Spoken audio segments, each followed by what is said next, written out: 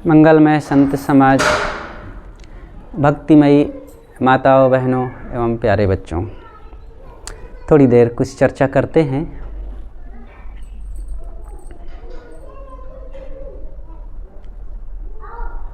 जीव का सच्चा मित्र कौन है?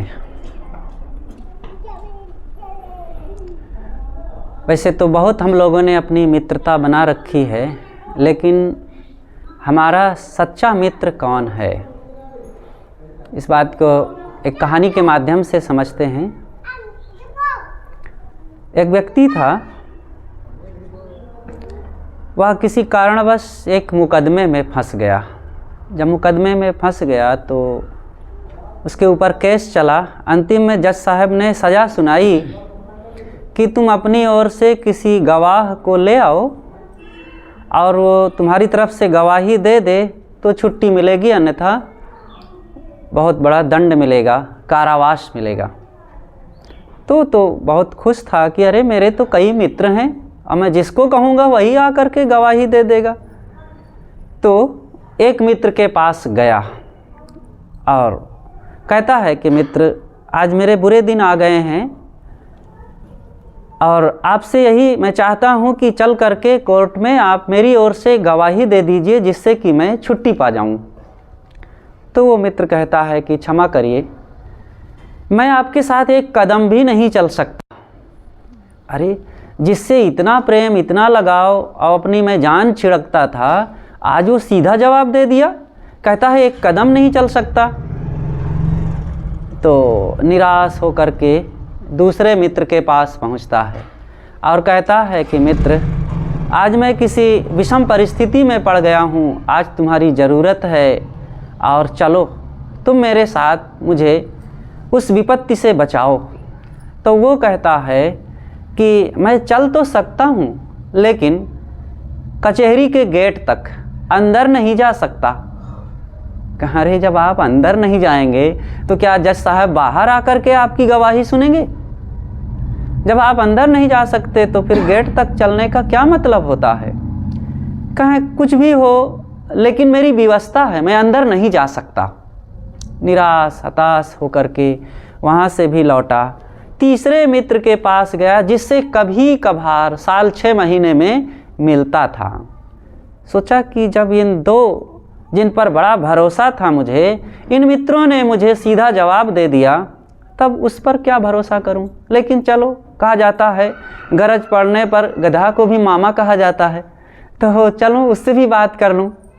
तो गया तीसरे मित्र के पास, तो उससे कहा, तो उसने कहा कि अरे मित्र, घबराने की ज़रूरत नहीं है, जहाँ तुम्हारा पसीना एक बूंद गिरेगा वहाँ मैं खून गिराने को तैयार हूँ। चलो, और कैसी बात है और कहाँ पर गवाही देना है? मैं चल करके तुम्हें अभी छुड़ा करके लाऊंगा, तुम्हारे ऊपर आँच नहीं आने दूंगा। और वो तीसरा मित्र गया और उसे उसकी ओर से गवाही दे करके उसको उस विषम परिस्थिति से, विपत्ति से छुड़ा करके ले आया। तो ये तो कहानी हुई। इसका सिद्धांत क्या है, इस बात को हमें समझना है कि ये जीव ही वो व्यक्ति है जो फंस गया है मुकदमे में। कौन सा मुकदमा है? मन का दुख, मानसिक दुख। हम तमाम इच्छाओं, कामनाओं, वासनाओं में जो फंसे हुए हैं, उसी से निकलने की ज़रूरत है। तो इससे कैसे निकलें? तो ये जीव जो फंसा हुआ है इस विषम परिस्थिति से, ये जो मुकदमा चल रहा है इसके ऊपर दुखों का, तो उससे निकलने के लिए चलता है वो। तो जीव वहाँ जाता है, उसके पास जो दो मित्र हैं, इन दोनों के पास ये पहुँचता है। तो पहला मित्र कौन सा है? पहला मित्र है पैसा। यह जीव पहला मित्र बना रखा है धन से। धन को खूब कमा करके रखा है, धन मेरा साथ जाएगा और वो मेरे साथ रहेगा। तो यह जीव जो है धन से, व्यक्ति धन से बहुत प्रेम करता है, सोचता है कि धन मेरे साथ जाएगा। और जब मौत का मुकदमा चला तो वहाँ पेशी पड़ी, तो उधर से आया कि तुम अपनी तरफ से गवाही ले आओ। तो यह जीव धन के पास आता है, जोड़े हुए धन के पास। धन से कहता है तुम चलो मेरे साथ, लेकिन धन कहता है ना, मैं एक कदम भी नहीं चल सकता, क्योंकि वो चल नहीं सकता साथ में। जहाँ गड़ा है धन तो गड़ा रहेगा, बैंक में है तो बैंक में पड़े रहेगा, वो साथ चल नहीं सकता। तो एक कदम भी जीव के साथ चल नहीं सकता। वो सोचता है कि धन साथ में जाएगा, लेकिन न रुपया जाता है और न सिक्के जाते हैं, न कुछ जाता है। जीव के साथ में ये सब नहीं जाता है, जहाँ के तहाँ सब पड़ा रह जाता है। तो यह जीव दूसरे मित्र के पास जाता है, उससे कहता है, तो वो कहता है कि मैं चल तो सकता हूँ लेकिन कचहरी के गेट तक। तो वो कौन है? कुटुंब, परिवार। जब मौत का मुकदमा चला, उसकी पेशी पड़ी, तो यह जीव परिवार वालों से कहता है कि हे मेरे पिताजी, हे मेरे भैया जी, हे मेरी माता जी, हे मेरी प्यारी पत्नी, तुम चलो मेरे साथ, और तुम पर मुझे बड़ा भरोसा था और तुम्हारे लिए मैं इतनी जान छिड़क रहा था, तो चलो। लेकिन कोई नहीं चल सकता, न भाई, न पति, न पत्नी। अंतिम समय आता है तो कोई साथ चलने वाला नहीं है। सब कहते हैं कि भैया हम तो चाहते हैं कि तुमको बचा लें, विपत्ति से, दुखों से बचा लें, लेकिन केवल शमशान तक। शमशान के आगे कोई जा सकता है? तो वही है, गेट तक जा कचहरी के गेट तक। अंतिम में आगे तो जीव को अकेले ही समाधान करना पड़ेगा। तो जीव कहता है जब आप साथ में नहीं चल सकते तो वो कचहरी तक, केवल गेट तक चलने से क्या होगा? क्या मेरे कर्मों का हिसाब वहाँ आकर के तुमसे बाहर पूछेंगे? उपाय ही नहीं है, कोई जा ही नहीं सकता है। बस अंतिम शमशान की भूमि तक। अरे लोग घर ही से छोड़ देते हैं, कुछ लोग शमशान तक जाते हैं। अंततः तो जीव का अपना कर्मों का जो संग्रह है, संस्कार है, वही जाता है। तो जीव निराश होकर के कुटुंब से भी आगे अब धर्म के पास जाता है। तीसरा मित्र कौन है? धर्म। तो कभी कभार धर्म से मुलाकात करता था, वो भी झूठे मूठ के। कहीं जा करके मंदिर में ढोल बजा लेता था, कहीं अगरबत्ती जला देता था, तो कहीं थोड़ा सा नमाज पढ़ लेता था, कहीं जल चढ़ा देता था, कहीं प्रसाद मार देता था, कहीं मतलब कुछ करता था धर्म के नाम पर। लेकिन छठे छमासे और साल भर में कुछ कुछ उपक्रम कर लेता था। लेकिन धर्म के नाम पर जो कुछ किया उसमें तो किया ही जैसा, लेकिन कुछ तो करता था। तो चलो उसी के पास फिर गया।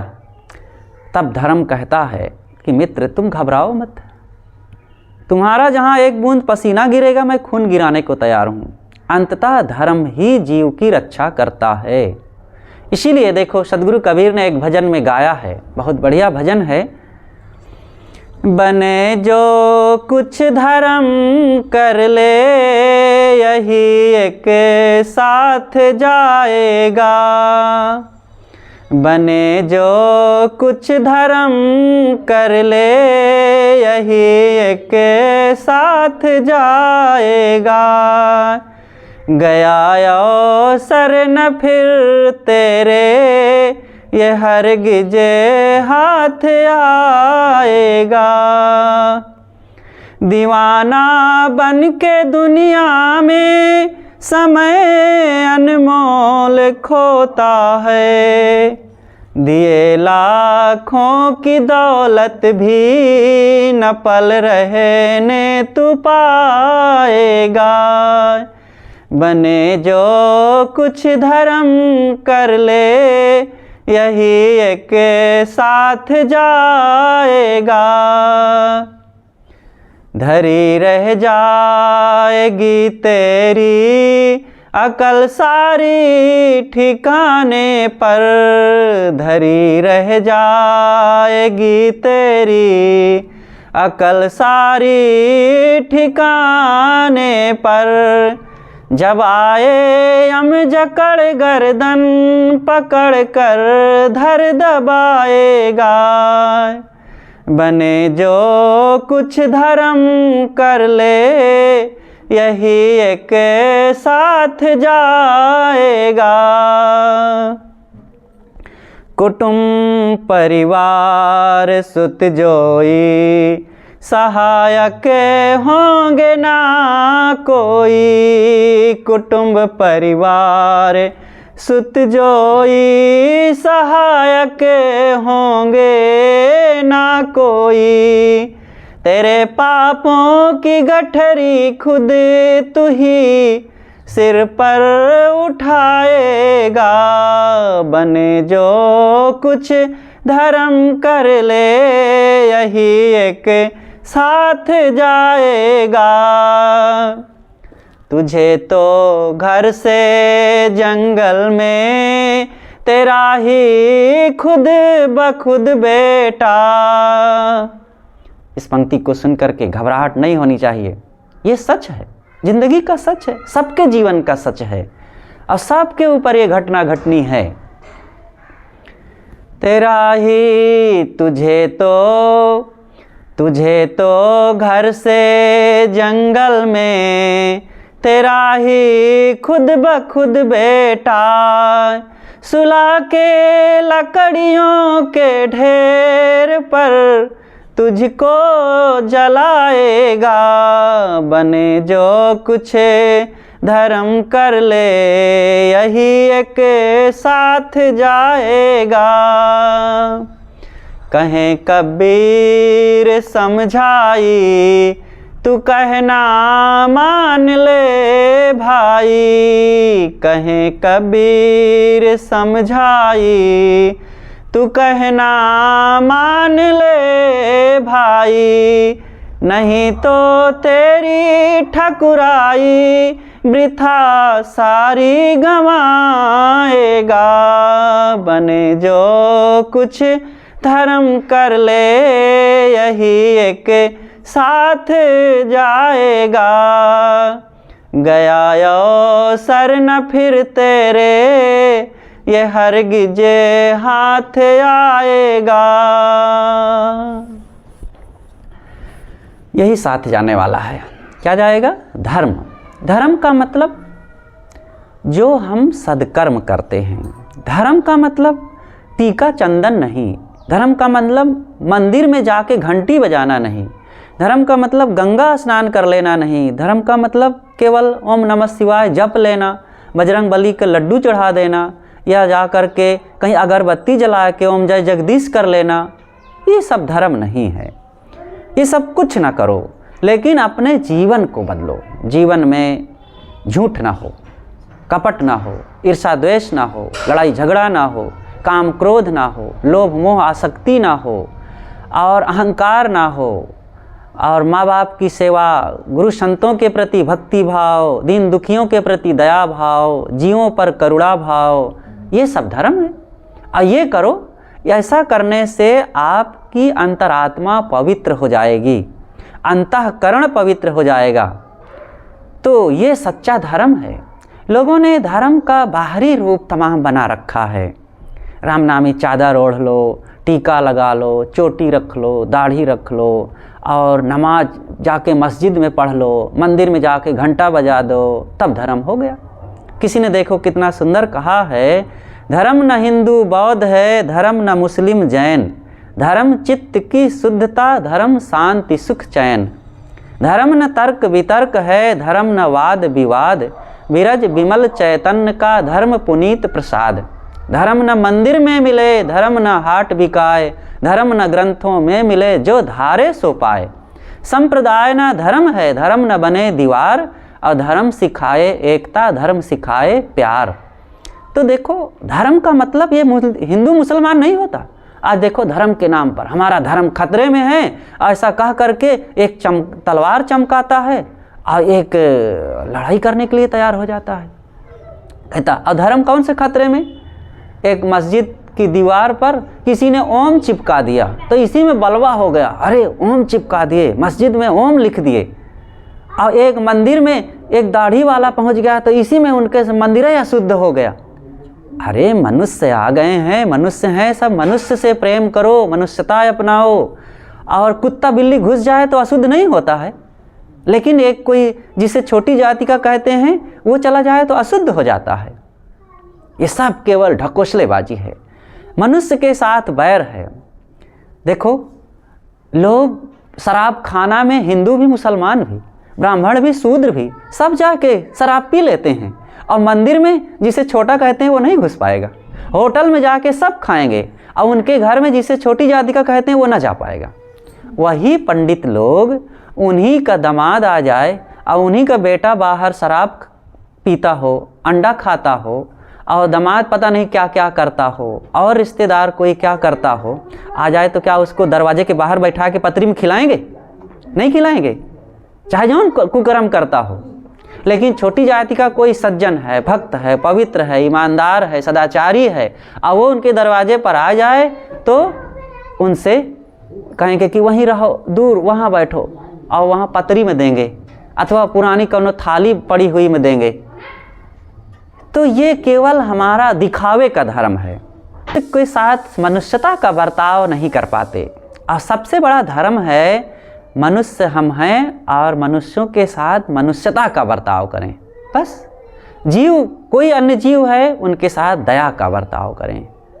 एक तरफ खूब गंगा स्नान करेंगे और मछली मार मार के खाएंगे, और अंडा खरीद के खाएंगे, और झूठ बोलेंगे, शराब पिएंगे, तंबाकू खाएंगे, और मंदिर में भी खूब जाएंगे। मंदिर में जाकर के खूब पूजा करेंगे, 2 घंटा पूजा करेंगे, और फिर दरवाज़ा बंद करके चले आएंगे। कह देंगे भगवान यहीं रहना, दुकान में मत आना, क्योंकि दुकान में मुझे घोटालेबाजी करना है। अब दुकान में तो भगवान है नहीं, मंदिर में भगवान था उनका, तो वहाँ पूजा करके बंद करके भगवान को चले आए कि तुम वहाँ मत आना। और जो सच्चा भगवान दुकान में आता है उनके साथ छल करेंगे, कपट करेंगे, धोखाधड़ी करेंगे, उनको ठगेंगे, उनको लूटेंगे। तो यही धर्म है। इस धर्म से कभी कल्याण होने वाला नहीं है। जिंदगी भर करते रह जाओ, कभी जीवन नहीं बदलेगा। 4 बार तीर्थ कर आने वाला एक सज्जन, अब सज्जन ही कहना है, बूढ़े थे, बुजुर्ग थे, 4 बार चारों धाम करके आए थे, और आवे जब घर में आए तो अपनी भैंस खोल के दूसरे खेत में चराए के सुबह से हाँक लावें और तब दूध दुहें, ताकि हरी हरी फसल खाए के बढ़िया तब दूध देगी। अब तीर्थ करने से क्या हुआ? खूब तीर्थ किए हैं, लेकिन हमने देखा उनको कि बुढ़ापे तक तंबाकू नहीं छोड़ पाए, घिस घिस के खाते रहें, थूकत रहें जगह जगह। तो इस धर्म से कौन फायदा है? मुंह गंदा, अरे तुम हाथ गंदा, मुंह हाथ को पवित्र रखते, मुंह को पवित्र रखते, वाणी को पवित्र रखते, गाली न देते कभी, और न जाते मंदिर मस्जिद, कोई फर्क नहीं पड़ता, पवित्र रहते आप, और आपके जीवन में सच्चा धर्म होता रहता। तो धर्म का अर्थ ही होता है जो धारण करे। धृ शब्द से धर्म शब्द बना है, धृ धातु से, और धर्म का अर्थ होता है धारण करना। हमारी जिंदगी को कौन धारण करता है? सद्गुण सदाचार ही धारण करते। देखो जब सद्गुण सदाचार हमारे जीवन में बढ़ते हैं तब अपने आप मन प्रसन्न रहता है, प्रफुल्लित रहता है, खुश रहते हैं, निर्भय रहते हैं। और जब दुर्गुण दुराचार बढ़ता है तो तब क्या हाल होता है?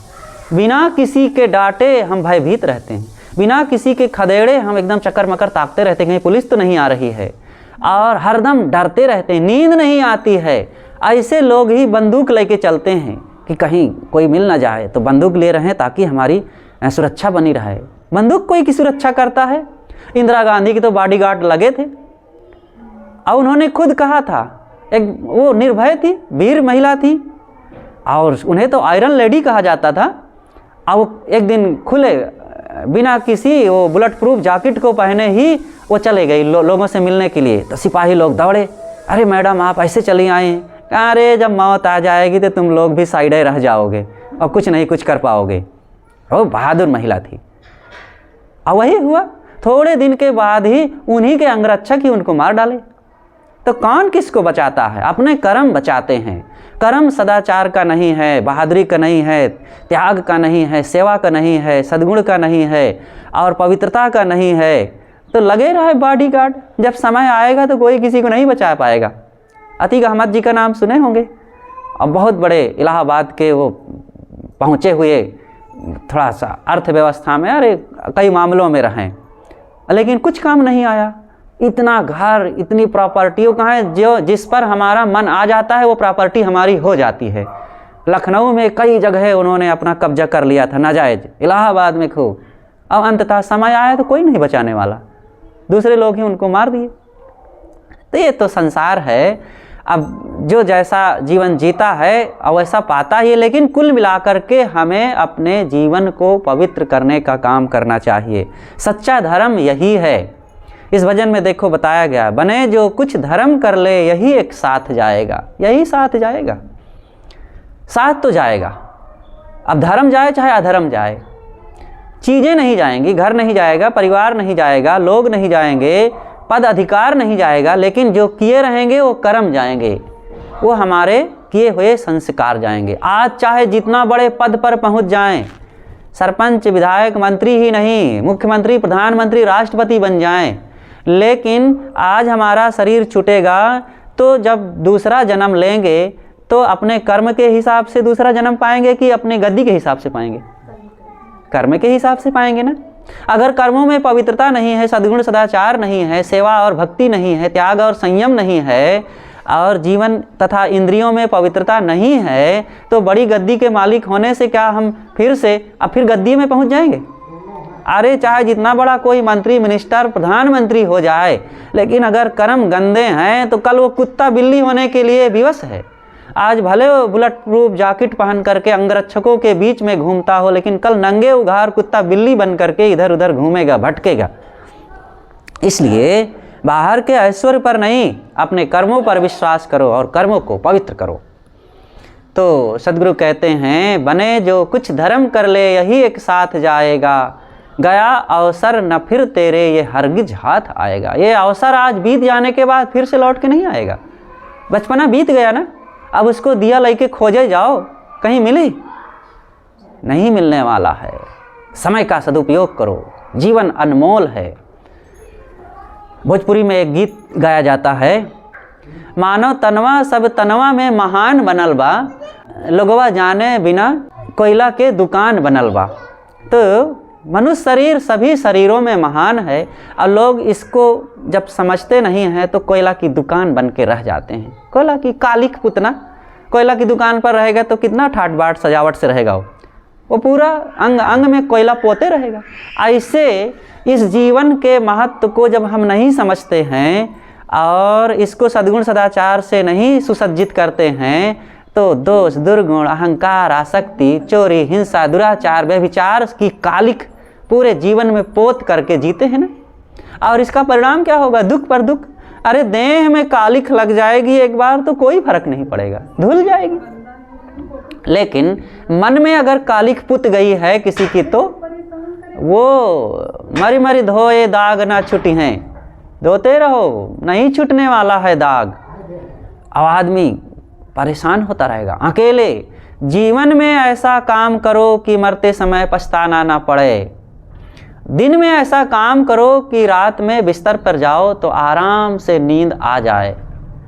और नीति में एक नीति का वचन है कि दिन में ऐसा काम करो कि रात में आराम से नींद आ जाए। अच्छे से व्यवहार नहीं किए रहेंगे, कहीं लड़ाई झगड़ा किए करेंगे, तब रात में फिर चैन नहीं आएगी, नींद नहीं पड़ेगी। और 4 महीना ऐसा काम करो, 8 महीना ऐसा काम करो कि 4 महीना बरसात के आराम से बीत जाए। पहले का ज़माना बरसात होती थी, इतनी सुविधाएं नहीं थी, गैस चूल्हा की कोई बातें नहीं, तो कहा जाता था कि भाई 8 महीने में ऐसी तैयारी कर लो, घर बनवा लो बढ़िया, और लकड़ियाँ इकट्ठी कर लो, अनाज इकट्ठा कर लो, ताकि बरसात के सावन भादों आवे तो चूल्हा जल सके, खाने को मिल सके, घर में आराम से रह सकें। नहीं तो घर गिर जाए और खाने को ना रहे और लकड़ी न रहे जलावे के लिए, तब कैसे करेंगे? तो ये नीति के वचन है। इसी तरह जीवन में ऐसा करो कि बुढ़ापा आराम से कटे।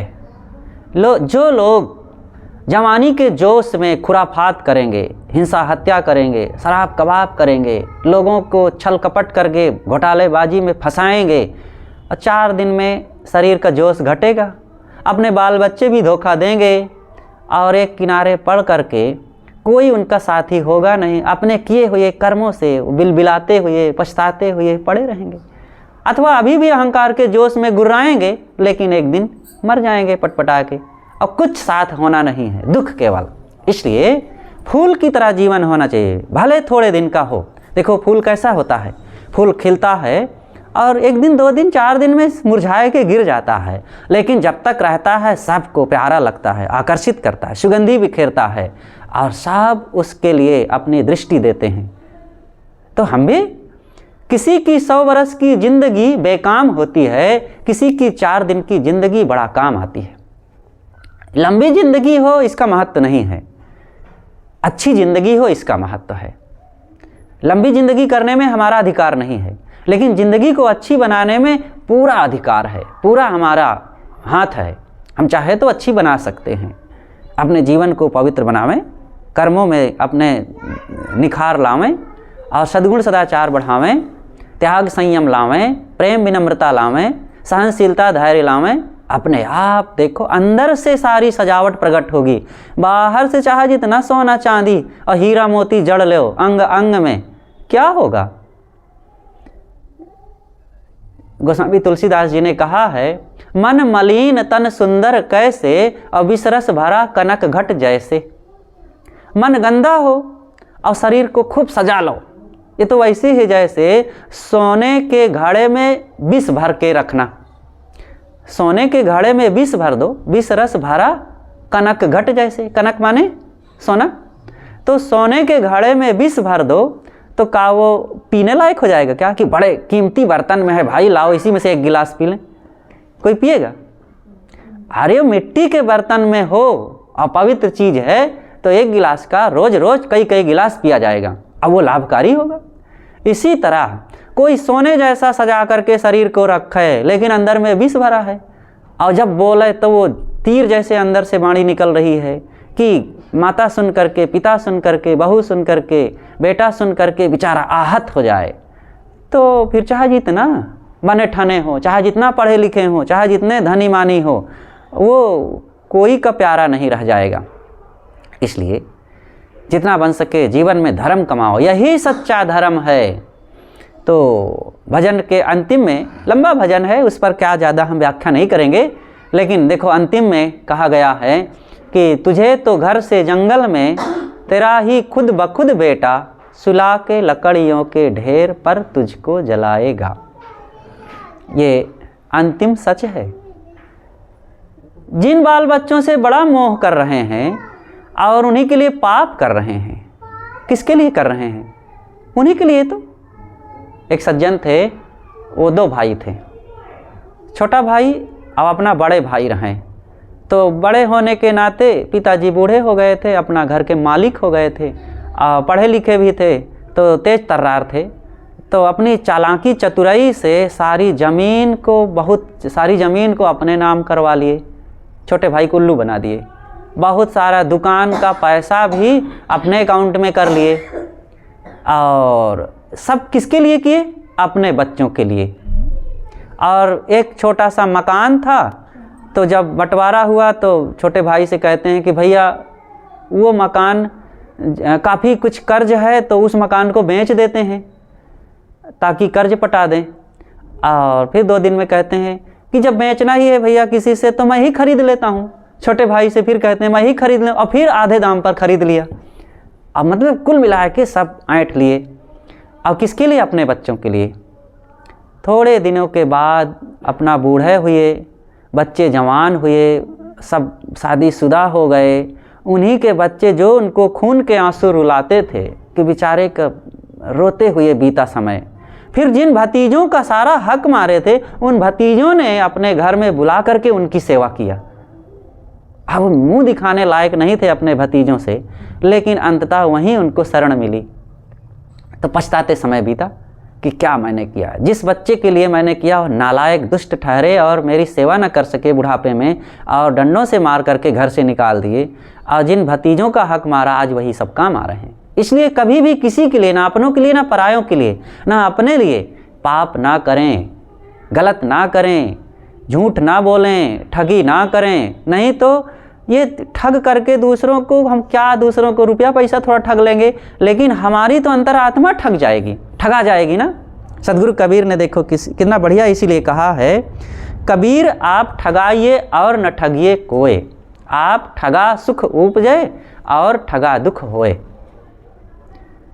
अपना अगर समय पड़े तो थोड़ा ठगा जाओ, क्या हर्जा है, दुनिया ठग रही, सब तो ठग रहे हैं, और कहीं ऐसा होता है ठीक है ठग ले भाई। अगर वो ठगेगा तो क्या ठगेगा, यही कुछ रुपया ठग लेगा, थोड़ी सी ज़मीन हक मार लेगा और कुछ कर लेगा, बस इतना ही तो। लेकिन अगर हमने किसी को ठगा तो उसकी चीज़ थोड़ी भले चली जाएगी हमारी तरफ, लेकिन हमारी अंतरात्मा ठगा जाएगी, हमारा अंतःकरण दूषित हो जाएगा और हम फिर जीवन भर मुंह दिखाने लायक नहीं रहेंगे, पश्चाताप में, आत्मग्लानि में, अंतर्दाह में। जैसे कोई कहीं गया, छोटी सी बात है, और किसी अक्सर हम लोगों की सत्संग में लोग आते रहते हैं, लोग चप्पल उतार के सत्संग में बैठते हैं, और कुछ लोग ऐसे होते हैं अपना मन बदलने के लिए सत्संग में आते हैं, और कुछ लोग ऐसे होते हैं वो चप्पल बदलने के लिए आ जाते हैं। तो सत्संग में गए, अब लोग चप्पल उतार करके तो सत्संग में चले गए। अब कुछ ऐसे आए, देखे कि ये चप्पल अच्छी है, आए, कुछ तो भूल से भी हो जाती है, अब कुछ जानबूझ करके चप्पल पहन के चले गए, दूसरे की अपनी छोड़ गए।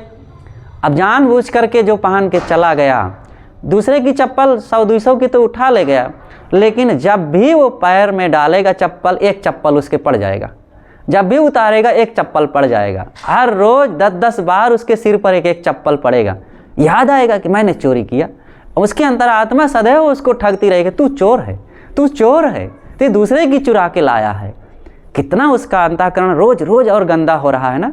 इसलिए कभी ना ठगे, सदैव सतपथ पे रहे और आप संतोषपूर्वक रहा है। भले थोड़े में गुजारा हो, कोई बात नहीं, थोड़े में गुजारा करने वाला सुखी होता है। एक किसान था, तो वो एक गाय पाल रखा था, और गाय का बछड़ा भी था और एक भेड़ भी था, 3 जानवर उसके पास थे। तो किसान क्या करता, वो रोज़ घास लाता और भूसा गाय को खिलाता, और गाय से दूध दूहता था, और दूध से दही बनाता, मट्ठा बनाता, मक्खन बनाता, पनीर बनाता, घी बनाता, खाता और खिलाता घर वालों को। और जो बचता मट्ठा वट्ठा और दूध रोटी जो भी बच जाए, दाल भात आदि सब बचा हुआ ले जाके भेड़ को खिला देता, और भेड़ खाए खाए के खूब मोटा हो रहा था। तो एक दिन गाय के बछड़े ने अपनी माँ से कहा कि माँ, ये किसान को देखो तो तुमको सूखी घास और ये भूसा खिलाता है, और तुमसे पाए हुए दूध को ये मट्ठा पनीर मक्खन क्या क्या बना के खाता है। चलो ठीक है, लेकिन उस उधर से जो घर का बचा हुआ तुमको ना दे के भेड़ को देता है, और भेड़ न दूध दे न दही दे, और खाए खाए के केवल मोटा है, न काम कुछ करता है। तो गाय ने समझाया कि देखो बेटा, हम सात्विक जानवर हैं और हमारे लिए घास मिल जाता, भूसा मिल जाता है, काफ़ी है इतना, और किसी को देख के ललचाओ मत। जो ज़्यादा बिना मेहनत किए, बिना किसी की सेवा किए भोग को भोगेगा, उसके ऊपर एक ना एक दिन कोई ना कोई विपत्ति आएगी। तो इसलिए तुम चिंता ना करो और मस्त रहो, अपना घास भूसा खाओ और सुखी रहो। लेकिन बछड़े को संतोष ना हुआ। कुछ दिन बीते, एक दिन किसान के घर में कुछ मेहमान आए। उसने सोचा कि आज इनका अच्छे से खातिरी करना है, तो एक छुरा उठाया और गया भेड़ के पास, उठा के पटक दिया उसको, और उसके पेट में भोंक दिया। वो भैं से करके बेचारा कांप करके रह गया। यह दृश्य बछड़ा देख रहा था बगल में बंधा, और गाय की टांग के नीचे घुस गया। कहता है, माँ ये क्या हो रहा है? तो गाय कहती, बेटा तू घबरा मत, तेरे ऊपर कुछ आँच आने वाली नहीं है। जो बैठे बैठे केवल माल मलीदा छानेगा और अय्यासी करेगा, भोग करेगा, उसकी एक दिन यही दशा होती है। इसलिए कुछ करके खाओ, कुछ सेवा करके खाओ, और मुफ्त में मत खाओ। देखो हमारे उपनिषद के ऋषियों ने भी कितना बढ़िया कहा है, मोघमनम बिंदते अप्रचेता सत्यम ब्रवीमि बदित सतस्य नार्यमणम पुष्यति नो सखायाम केवलाघो भवति केवलादि। ऋषि कहते हैं मोघम अन्नम बिंदते अप्रचेता, मोघम अन्नम जो मुफ्त में खाता है, बिंदते और जो बहुत चमकता है खा खा करके मुफ्त में, अप्रचेता वो असावधान है। मोघमन्नम बिंदते अप्रचेता सत्यम ब्रवीम, मैं सत्य कहता हूँ। वधित सतस्य, वो अपना वध कर रहा है। जो मुफ्त में खाता है, बिना कमाए खाता है, बिना खिलाए खाता है और नाजायज खाता है, वो मैं सत्य कहता हूँ वो अपना वध कर रहा है। वधित सतस्य नार्य मणम, वो आर्य लोगों को, श्रेष्ठ लोगों को नहीं खिलाता है। पुष्यति सो नो सखायाम, ना अपने मित्रों को, अपने रिश्तों को, अपने भाई बंधुओं को खिलाता है। केवल आघो भवती केवल आदि, वो केवल पाप खाता है और केवल वो दुख खा रहा है। इसलिए हमारे ऋषियों ने देखो कितना बढ़िया बात कहा है, इन बातों को समझना चाहिए तो खूब जीवन में पवित्रता लाभ है। सच्चा धर्म यही है, मन इंद्रियों को पवित्र करो, कर्मों को पवित्र करो, वाणी को पवित्र करो, स्वभाव को पवित्र करो और अंततः जो परम पवित्र आत्मा सबके अंदर बैठा है उस आत्मा को देखो। जब हमारे अंतःकरण में पवित्रता आ जाएगी तभी तो हमारे उस आत्मा को देखने की दृष्टि जगेगी ना। हमारे आँखें कहाँ हैं कि आत्मा को देख सकें। इसलिए सच्चा कर्म करो, तब अंतःकरण पवित्र होगा, तब आँख उगेगी। इन चर्म चक्षुओं से संसार को देखते हैं और संसार को देख देख करके हम परमात्मा को देखने की शक्ति ही छीन कर बैठे हैं। परमात्मा को देखने के लिए संसार की तरफ से पीठ दो, उधर से आंखें बंद करो। देखो सूफी संत रूमी साहब ईरान में एक हुए हैं, महान विचारक और ज्ञानी, इस्लाम में भी एक से एक योग्य महापुरुष हुए हैं। तो रूमी साहब उन्होंने कहा, चश्म बंदो गोश बंदो लब भी बंद, गर नबीनी सर्रे हक बरमंद बखंद। आँखों को बंद कर लो, कानों को बंद कर लो, ओठों को बंद कर लो, इतने पर भी सत्य के दर्शन ना हो तो मेरा मजाक उड़ाना। ये सब बंद करने का मतलब है संयम करो, झूठ ना बोलो, गलत रूप ना देखो, कहीं आसक्ति ना बनाओ, निंदा चुगली की बात ना सुनो और सत्य के पथ पर रहो, फिर देखना अंदर में क्या नूर झलकता है। तो हमें इन बातों को समझना है, यही सच्चा धर्म है। ये जा के घंटी बजाए बजाए के और माला फेर फेर करके और कुछ ठीक है, इनका अपना अर्थ है, इसमें भी लाभ है, ऐसा नहीं है, लेकिन उतना लाभ से क्या होगा। किसी व्यक्ति को दिन भर में 500 रुपये की ज़रूरत है और वो 2 रुपया कमाए, तो 2 रुपये कमाया तो, लेकिन उस कमाई से कोई काम चलेगा, घर चलेगा, परिवार चलेगा, कहे कमा तो रहा हूँ। बस वैसे ही है, हमें इतना अपने जीवन को पवित्र बनाने की आज जिम्मेदारी मानव तन मिला हुआ है और इतना बड़ा 500 रुपये से भी ज़्यादा की ज़रूरत है और लेकिन 2 रुपया कमा रहे हैं। वही जा कर के घंटी बजा के और माला फेर के और मंदिर में, मस्जिद में गंगा स्नान करके, भूत प्रेत पूज करके, अरे भूत प्रेत कुछ होता ही नहीं, झूठा एकदम कर्म कांड है सब। तो इन सब कर्मों में पढ़ करके अब वही 500 रुपये का स्थान पर 2 रुपया कमाए तो भला चलेगा? नहीं चलेगा। इसलिए सही दिशा में सही काम करे। और अंतिम में देखो साहब कहते हैं, नहीं तो अपनी ठकुराई वृथा सारी गंवाएगा। ये ठकुराई जौन बड़ा हम रोब दाब गांठ रहे हैं और अपने को बड़ा मान रहे हैं, धनी हैं, हम बलवान हैं, हम धनवान हैं, हम विद्वान हैं, हम माँ बाप हैं और हम इस ओहदे पर हैं, सब एक दिन यहाँ ख़त्म होना है, सबकी सेखी उतर जाती है। और ठकुराई शब्द आया तो एक कहानी याद आई कि ठाकुराई का मतलब है जोर जुल्म करके ज़बरदस्ती काम करना और किसी को उखाड़ पछाड़ देना और बिना काम के काम कर डालना और कुछ का कुछ कह देना। तो एक ठाकुर साहब थे, तो वो ठंडी का दिन था, तो आप लोग तो जानते हैं आलू इसी समय होता है, तो वो जा कर के किसान के खेत से टट्टी करने के बहाने जाएं, लोटा में पानी लेके और आलू उंगली से खोद करके और कोट की जेब में खूब भर लावें 2-2 किलो रोज़ और कौड़ा में भून भून के खूब खाएं। अब रोज़ ये होता रहा है, तो किसान ने देखा कि रोज़ रोज़ कौन खोद ले जाता है, तो सुबह से आकर के एक दिन वो छिप करके एक पेड़ के बगल में बैठ गए और ठाकुर साहब आए और बस किस खेत में जा कर के उंगली से उखाड़ करके और कोट में भरने लगे। इतने में किसान आ गया कि देखा ये ठाकुर हैं, इनको ज़्यादा कुछ कहना तो ठीक नहीं है, लेकिन फिर भी कहना तो पड़ेगा। गए कि ठाकुर साहब आप ये जो करते हैं ये ठीक काम नहीं है, आपको ऐसे काम शोभा नहीं देता है। कहा चुप बदमाश कहीं का, मैं टट्टी कर रहा हूँ कि कहाँ, यहाँ कहाँ टट्टी पड़ी हुई है। तो वो कहा वो सूखी पड़ी थी कई दिन की पुरानी किसी की, कहाँ ये देख पड़ी हुई है, कहाँ ये तो ठाकुर साहब सूखी। कहा चुप मैं ठाकुर हूँ, चाहे गीली हूँ चाहे सूखी हूँ। तो ऐसा कहा करके उसको चुप करा दिए। ठकुराई का मतलब ज़बरदस्ती बात करना। ऐसे हम लोग ज़बरदस्ती करके कहेंगे और ज़बरदस्ती हमारा धर्म हो जाएगा, कुछो मान करके कुछो करके अपने कर्मों के साथ यहाँ ठकुराई नहीं चलेगी। हम जो करेंगे वो हमें मिलेगा, चाहे जितने बड़े हम ठाकुर हो जाएं और चाहे मंत्री हो जाएं, चाहे विधायक हो जाएं और चाहे मालिक हो जाएं।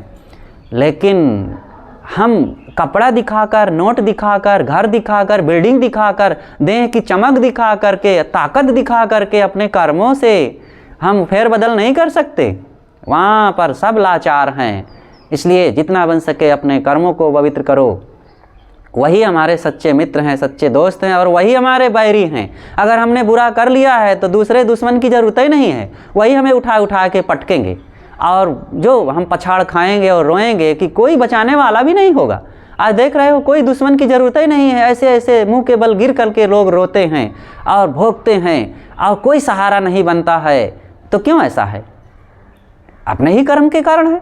इसलिए किसी के न सहारे की ज़रूरत है और ना किसी के पास जाने की, बस अपने जीवन को ऊपर उठाओ और उठाने के लिए संगत की ज़रूरत है। और वो सद्गुरु संतों की, सज्जनों की, अच्छे लोगों की संगत में जब बैठेंगे तो अपने आप मानव को जैसा संग मिले, कपड़े को जैसा रंग मिले, वह उसी रंग में रंगता है, जीवन का कण कण खिलता है। इसलिए अच्छी संगत में जा कर के अपने जीवन को बदलें, मन को बदलें, कर्मों को बदलें, जिससे कि हमारा पूरा जीवन हरा भरा बना रहे और आज भी सुखी रहें, आगे भी सुखी रहें। बस अपनी बातों को यहीं पर समाप्त करते हैं। बोलिए सद्गुरुदेव की जय।